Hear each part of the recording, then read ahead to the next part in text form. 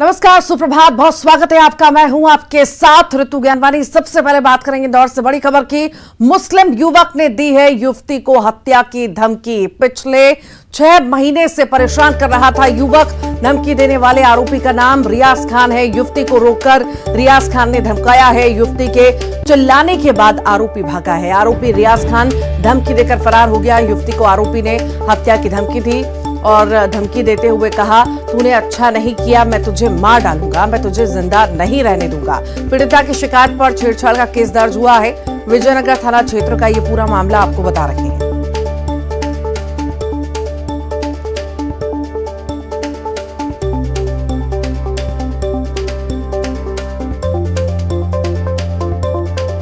तो मुस्लिम युवक ने युवती को हत्या की धमकी दी है। ये बड़ी खबर आपको बता रहे हैं। पिछले 6 महीने से परेशान कर रहा था युवक। धमकी देने वाले आरोपी का नाम रियाज खान है। चर्चित फिल्म द केरला स्टोरी के बाद लव जिहाद में फंसी युवतियों के वापस लौटने के मामले तेजी से सामने आ रहे हैं। इंदौर में एक बार फिर से एक हिंदू युवती लव जिहाद का शिकार होने से बच गई। दरअसल एक हिंदू युवती ने एक मुस्लिम युवक के खिलाफ पुलिस में शिकायत दर्ज करवाई है। आरोप है कि मुस्लिम लड़के ने नाम बदलकर उससे दोस्ती की, फिर असलियत सामने आने के बाद उसके साथ छेड़छाड़ और ब्लैकमेल करने और धमकी देने लगा। हिंदू युवती का कहना है कि शोएब खान ने संदीप यादव बनकर उससे पहले दोस्ती की, फिर घुमाने ले गया। इस दौरान उसने कुछ फोटो खींच लिए, लेकिन कुछ महीनों बाद जब शोएब की हकीकत पता लगी तो उससे बात करना बंद कर दिया। इसके बाद आरोपी फोटो वायरल करने की धमकी देने लगा। परेशान होकर युवती ने पुलिस में शिकायत दर्ज करा दी। चंदन नगर थाना पुलिस ने मामला दर्ज कर जांच शुरू कर दी है।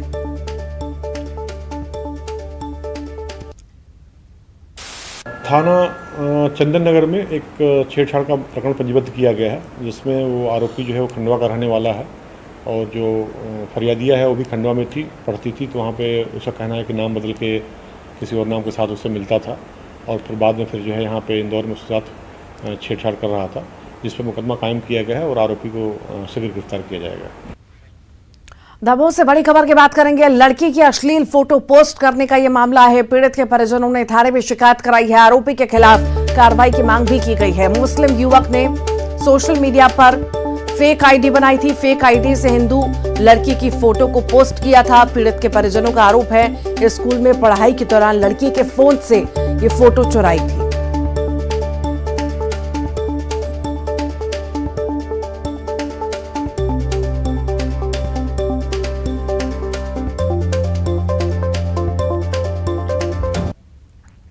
विदिशा जिला अस्पताल की मर्चरी में चूहों ने बुजुर्ग का शव कुतर दिया। चूहों ने शव की नाक और हाथ को नुकसान पहुंचाया। महाराष्ट्र के 78 साल के रमेश अकेले में विदिशा में रहते थे। इनके शुक्रवार को एक बुलेट ने टक्कर मार दी थी, जिसमें घायल होने के बाद इलाज के दौरान उनकी मौत हो गई थी। पोस्टमार्टम के लिए बुजुर्ग के शव को मर्चरी में रखा गया था, लेकिन रात को चूहों ने शव को कुतरना शुरू कर दिया।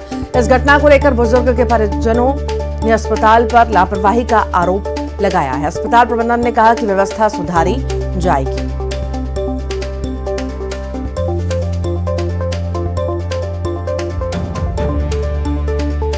ऐसा संभव तो नहीं है जो आप बोल रहे हैं कि मोर्चरी में शोरूम में कोई घुस सकता है, वैसे ताला लगा रहता है और वहाँ पे पूरा पैक रहता है। ऐसे कोई सीधे संभव घुसने की संभावना बिल्कुल नगण्य है।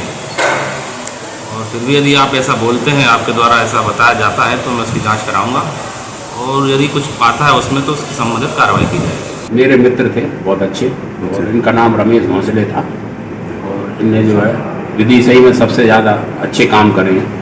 पुराने मिलने वाले आदमी थे, कॉमरेड थे ये पुराने और पत्रकार भी थे।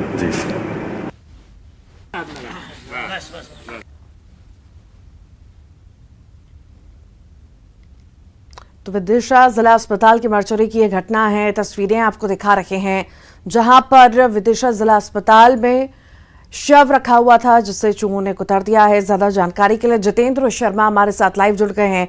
जितेंद्र, ऐसा पहली बार नहीं है जब मर्चरी में शव रखा हुआ हो और उससे नुकसान ना पहुंचा हो। ऐसी तस्वीरें आए दिन सामने आती है और एक और तस्वीर आई है जिसमें चूहे ने कतर दिया है शव को।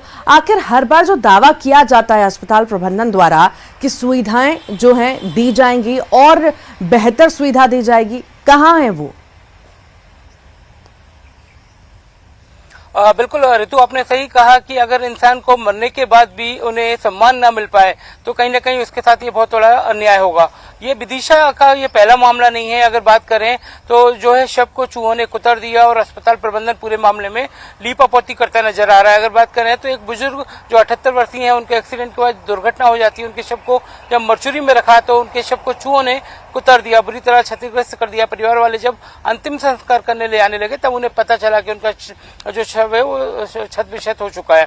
हालांकि इसके पहले भी विदिशा अस्पताल की कई घटनाएं सामने आई हैं। कोरोना काल में जब शव वाहन से शव गिरते हुए का वीडियो भी वहां वायरल हुआ था, तो ऐसी कई लापरवाही हैं। हालांकि पूरे मामले में स्वास्थ्य मंत्री पूरे मामले में चुप्पी साधे हुए, उन्हें कार्रवाई करना चाहिए क्योंकि अलग अलग जगह से अलग अलग जिलों से स्वास्थ्य महकमे की पोल खुलती कई खबरें न्यूज 18 दिखाता आ रहा है, मगर स्वास्थ्य मंत्री लगातार पूरे मामले में अभी चुप्पी साधे हुए। उन्हें कार्रवाई करना चाहिए और पूरे मामले में जो दोषी डॉक्टर हैं सिस्टम को सुधारना चाहिए क्योंकि ऐसी जो है गलत जो लोगों के साथ हो रहा है, मरने के बाद भी उनके शवों को चूहे कुतर रहा है, एक ऐसी घटना नहीं होनी चाहिए।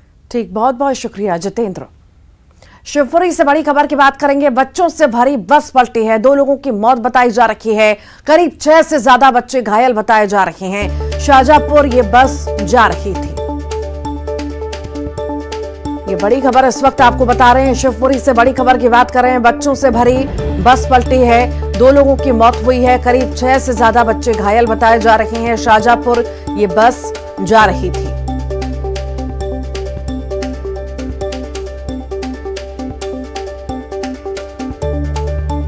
और ज्यादा जानकारी के लिए अशोक अग्रवाल हमारे साथ जुड़ गए हैं। अशोक, बच्चों से भरी बस पलटी है, क्या ज्यादा जानकारी, क्या ज्यादा अपडेट आपके पास? ऋतु में बता दूं कि ये नर्मदापुरम से ग्वालियर बच्चे लक्ष्मण लीला कार्यक्रम करने आए थे और उसके बाद ये शाहजहांपुर कार्यक्रम करने के लिए जा रहे थे। तभी शिवपुरी से 15 किलोमीटर दूर सेसई के पास बस अनियंत्रित होकर पलट गई है, जिसमें ड्राइवर और एक अन्य की मौत हो गई है, जबकि 2 दर्जन से अधिक बच्चे घायल हुए हैं, जिन्हें शिवपुरी के जिला चिकित्सालय में भर्ती कराया गया है। अशोक, क्या कहा जा रहा है, किन्हीं लापरवाहियों की वजह से ये बड़ा हादसा हो गया? ऋतु में बताऊं चूंकि सुबह 5:30 बजे का ये हादसा है, तो ये संभावना जताई जा रही है कि ड्राइवर को नींद का झोंका आया, जिसकी वजह से ये बस अनियंत्रित होकर के पलटी होगी। और यही वजह कि सुबह 5:30 बजे का टाइम था, तो जल्दी ही बच्चों को बस से निकाल करके शिवपुरी जिला चिकित्सालय भेज दिया गया है। ड्राइवर क्योंकि बस से नीचे आ गया था, तो इस वजह से ड्राइवर की मौत हो गई है। बाकी बच्चों को अभी शिवपुरी जिला चिकित्सालय में इलाज दिया जा रहा है। ओवर स्पीड की भी आशंका जताई जा रही है क्या अशोक? बिल्कुल ऋतु, चूंकि ये हाईवे है इसलिए ये भी संभावना है, इस रोड पर काफी तेज गाड़ियां चलती हैं, तो ये भी संभावना है कि गाड़ी तेज स्पीड में रही होगी और इस बीच से ड्राइवर को नींद का झोंका आया, जिसके कारण ये बस अनियंत्रित होकर के पलटी। कुल कितने बच्चे उसमें सवार थे और क्या सभी का रेस्क्यू कर लिया गया है? हाँ बिल्कुल, इस बस में लगभग 35 से 40 बच्चे सवार थे, जिसमें से 2 दर्जन बच्चों को चोटें आई हैं और सभी बच्चों को बस से निकाल करके और शिवपुरी के जिला चिकित्सालय भेज दिया गया है। ठीक, बहुत बहुत शुक्रिया अशोक। विश्व पर्यावरण दिवस पर आज पीएम मोदी इंदौर के सिरपुर और यशवंत नगर सागर तालाब को वर्चुअली देखेंगे। शहर की ये दोनों धरोहरें रामसर साइट्स पर हैं। इससे पहले रविवार को इंदौर सांसद शंकर लालवानी सिरपुर तालाब पहुंचे, जहां उन्होंने व्यवस्थाओं का जायजा लिया। सांसद ने अधिकारियों को व्यवस्थाएं दुरुस्त रखने के निर्देश भी दिए। इंदौर शहर सफाई के साथ साथ जल स्रोतों को सहेजने में आगे है। आज विश्व पर्यावरण दिवस के कार्यक्रम में मेयर पुष्यमित्र भार्गव समेत सभी विधायक और जनप्रतिनिधि कार्यक्रम में मौजूद रहेंगे।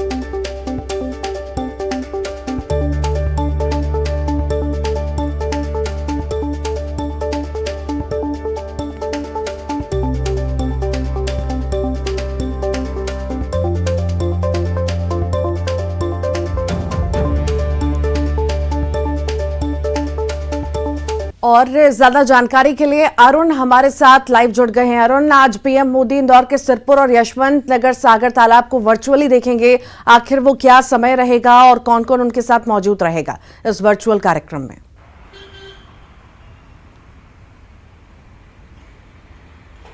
बिल्कुल, देखिए मध्य प्रदेश के इंदौर का जो सिरपुर तालाब है और यशवंत सागर डैम है, ये अमृत धरोहरें हैं और इनको रामसर साइट में यूनेस्को ने शामिल किया है।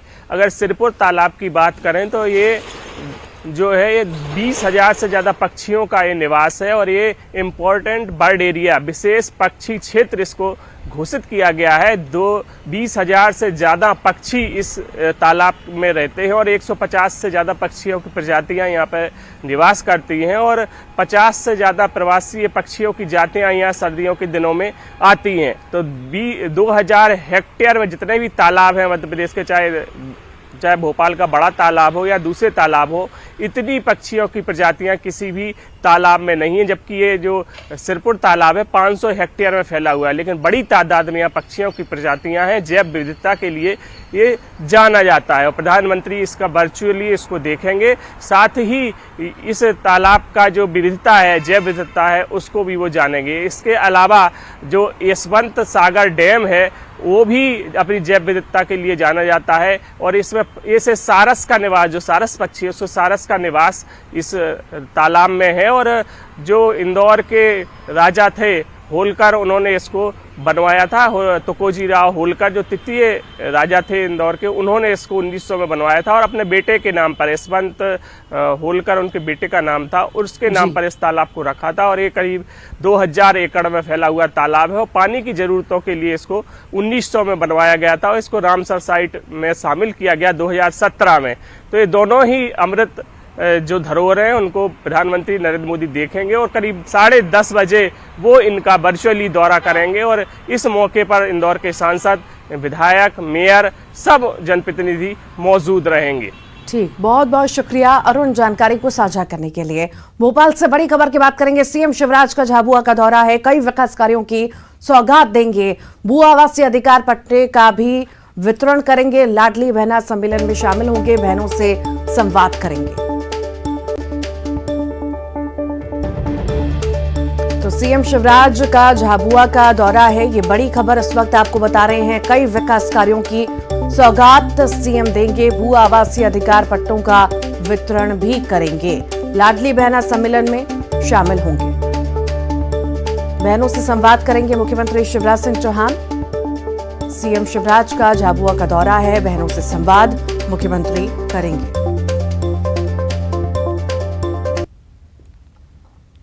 10 जुलाई से विधानसभा का मानसून सत्र होगा जो 14 जुलाई तक चलेगा और इस दौरान सदन की 4 बैठकें होंगी। जल्द ही विधानसभा सचिवालय सत्र को लेकर अधिसूचना जारी करेगी।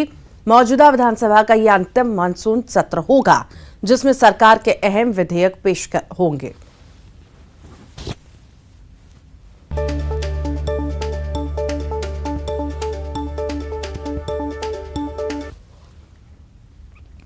मध्य प्रदेश में इस साल होने जा रहे विधानसभा चुनाव से पहले बीजेपी की हर वोटर पर नजर है। यही वजह है कि बच्चों के बहाने अभिभावकों को साधने की कोशिश की जा रही है। इसी कड़ी में इंदौर में बीजेपी ने बड़े होटल में 51 बच्चों का जन्मदिन सेलिब्रेट किया। होटल में बच्चों को खाना खिलाया गया, उन्हें चॉकलेट और गिफ्ट भी दिए गए। कार्यक्रम में बीजेपी के कई नेता शामिल हुए। बीजेपी के पूर्व विधायक गोपी कृष्ण नेमा ने कहा कि मोदी सरकार के 9 साल पूरे होने पर यह आयोजन पार्टी की ओर से किया गया, जिसमें बच्चों को होटल में बुलाकर उनका जन्मदिन मनाया गया। हमारी सरकार हर मंगलवार को छोटे परिवार के साथ झुग्गी में रहने वाले बच्चों का जन्मदिन मंगल दिवस के रूप में मनाती है। सीहोर के खजूरिया गेंगी गांव में तालाब में मिट्टी खोदते समय पाल धंसने से 4 लोग मिट्टी में दब गए। हादसे के बाद चीख पुकार मच गई। गांव वालों ने मिट्टी में दबे 2 महिलाओं और एक बच्ची और पुरुष को लोगों ने बाहर निकाला। इनमें दोनों महिलाओं का इलाज अस्पताल में चल रहा है, तो वहीं 2 लोगों को सुरक्षित बाहर निकाल दिया गया। बताया जा रहा है कि तालाब की मिट्टी पीली होने से ग्रामीण इसकी मिट्टी खोदकर घरों में इकट्ठा करते हैं। घटना के दौरान 12 से ज्यादा महिला, पुरुष, बच्चे मिट्टी खोद रहे थे।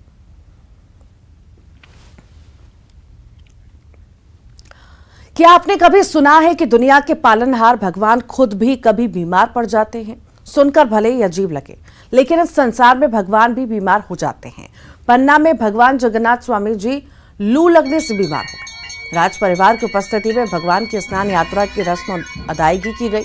अब 15 दिनों के लिए भगवान जगन्नाथ स्वामी मंदिर के पट बंद कर दिए गए हैं।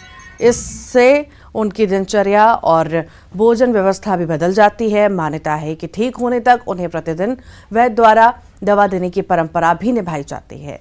पुरी की तर्ज पर मंदिरों की नगरी पन्ना में भगवान जगन्नाथ स्वामी जी रथ यात्रा का कार्यक्रम 150 सालों से ज्यादा समय से होता चला आ रहा है।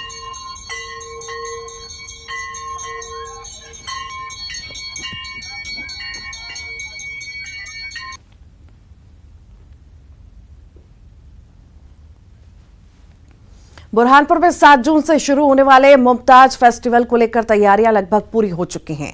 मॉडल और फिल्म अभिनेता फरहान खान भी यहां पहुंचे और तैयारियों का जायजा लिया। मुमताज फेस्टिवल के आयोजक साहित्यकार वासिफ यार खान ने बताया कि यूरोप के कलाकार भी यहां अपनी कला का प्रदर्शन करेंगे। फिल्म अभिनेता फरहान खान ने बताया कि शाहजहां की बेगम मुमताज का बुरहानपुर से गहरा रिश्ता रहा है। मुमताज की मौत बुरहानपुर में हुई, उन्हें यहां दफनाया गया था। दुर्भाग्यवश बुरहानपुर में ताजमहल नहीं बन पाया। उन्होंने कहा कि यहां टूरिज्म बढ़े, इसके लिए प्रयास हो रहे हैं। उनका इंतकाल हुआ, उनकी मौत हुई यहाँ पे, और दुख की बात ये रही कि यहाँ पे दफन नहीं हुई और यहाँ पे ताजमहल नहीं बन पाया। बन जाता तो बहुत अच्छा हो जाता कि हमारे शहर को टूरिज्म अच्छा मिल जाता। तो इस फेस्टिवल की कोशिश ये रहती है कि यहाँ पे ज्यादा से ज्यादा टूरिस्ट आए, लोग आए, यहाँ रहें। यहाँ पे जो लोगों की कमाई जो है वो बढ़े, तो कोशिश यही है इस इवेंट की। और मेरे वालिद साहब शहजादा आसिफ खान साहब यही कोशिश कर रहे हैं कि लोग इस शहर को जानें, इस शहर को पहचानें। और आइए अब देखेंगे 25 सेकंड में खबर।